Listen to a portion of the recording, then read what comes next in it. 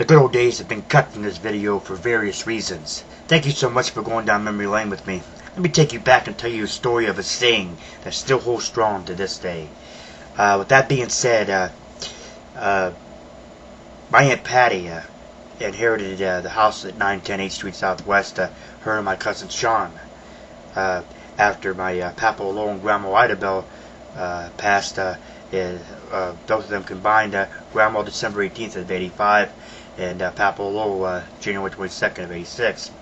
That being said, I think it was like about 87, in between like 87, 88, I'm saying, she moved in, a woman, her daughter, and her daughter's boyfriend, and her daughter's son. The woman, I'm not quite sure, but her daughter's name was Diana Phillips. Diana Phillips was her daughter's name. The boyfriend's name was Richard Woods, and her son, the son's name was Brandon. Brandon was not Richard's son, I don't believe. But nonetheless, my Aunt Patty would keep coming home after she had moved him in, and she'd keep coming home, and every light in the house would be on downstairs. No matter where it was, the light was on in the house. And after 2 or 3 days, she got tired of coming in and turning off the lights as soon as she entered the door. So she knocked on the upstairs door one day, and she's like, "Hey, what all the damn lights doing on?" They never gave her a straight answer.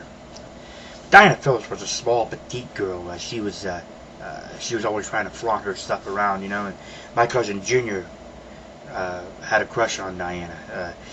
He had knew Richard Woods, her boyfriend, and he come over and talked to him a couple times. And Richard had introduced Diana to him at one point. And Junior, one day we're out there, me and Sean were out there just doing our thing, you know. And Junior comes in, or comes pulling up. "Hey, Sean," he goes, "wants to do me a favor." Sean's like, "What?" He's like, said she lives here with you, Diana. Said she lives here with you. He said, won't you go ahead and talk to her about me?" He goes, "Hook me up, man." Sean's like, "Hey." He says, "I'm not doing that, Junior." He goes, "You're fucking crazy." And he asked me, he says, "Rod," he goes, "come on, man, for me." I said, "Junior," I said, "I'm not doing it." I said, "Sean said he's not doing it. I'm not doing it." He's like, "Come on." "No, I'm not doing it." Another time rolls around, you know, and like I say, Junior talking to Richard and everything, and you know, and just kind of admiring Diana from afar. And about a week or so after that, maybe 2 weeks rolls by, and Sean and I once again out there doing our thing, you know, throwing a bait or football around, or just doing something in general, you know, what Sean and I usually did, which at some points could be a lot of mischief.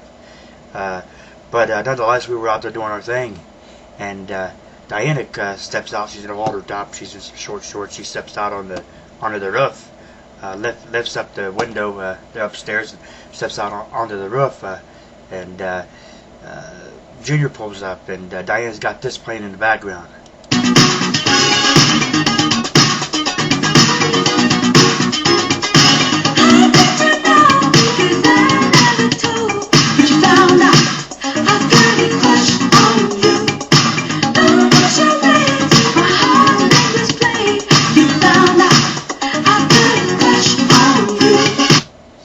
Of course, now when Junior pulls up, Diana's there smoking her cigarette and stuff. She says, "Hey, Junior."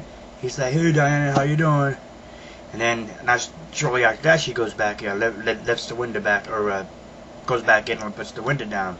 Junior's like, "You see that?" Sean's like, "See what, Junior?" "She winked at me. Whenever she waved, she winked at me." Sean's like, "Hey, Junior, no way. She did not. I'm serious. She winked at me. She wants me." So Richard's all wrong for her, man. He can't treat her right. He goes, "I can treat her right." He goes, "You know, God blessed me with big hands, big feet, and a big..." "Okay, Junior," I said, "that's enough." He's like, "Oh, come on, man, talk to her for me." Like, "We're not doing that." I said, "Come on." I said, "No." He goes, "You hear that song?" I said, "What? What about the song, Junior?" "She has a crush on me. Come on, man, help me out." I said, "No." Well, Junior was starting to get pissed. Then Diana walked out. Of course, she come down from the downstairs and walked out. She says, "Hey, Junior." She's like, "Can you take me to go get some cigarettes?" And Junior's like, "Yeah, sure, I can do that." Junior, she gets in the car, and Junior sitting on the driver's side, and he looks over at me and Sean, and big smile on his face. Me and Sean, of course, are shaking our heads, and they go on to get Diana some cigarettes. Well, when they get back, Diana says, "Thanks, Junior," and she goes upstairs. And Junior tells me and Sean, he's like, "Hey, man," he's like, "we was on the way to get cigarettes." He goes, "She brushed her head up against my leg. Started rubbing over my leg. She almost touched my dick." Sean's like, "Junior, you gotta be fucking kidding me." He's like, "That did not happen." I'm serious. It's like, "Junior, that didn't happen." It's like, there's no way it happened. But nonetheless, Junior kept trying to get Diana Phillips, and it was just a no-go, a lost cause. She had broken up with Richard Woods, and I believe Richard Woods had moved out a week prior to when my Aunt Patty had thrown them out, and for I don't know for what reason or another, she had threw Diana, and her mom, and a little boy out. But I don't think the little boy was there. I think he was with. He was not there at the time. But she threw Diana and her mother out of the house, and nonetheless, she, like I said, after she threw him out, the saying that still holds strong to this day, as I said at the beginning of this particular vid, is every time you're walking in the house, and there's a light on and there's nobody in the room, my Aunt Patty would always say, and I have picked up this saying myself, you always say, "Turn off the lights. The Phillips don't live here." Thank you so much for going down memory lane with me. I'll catch you next time.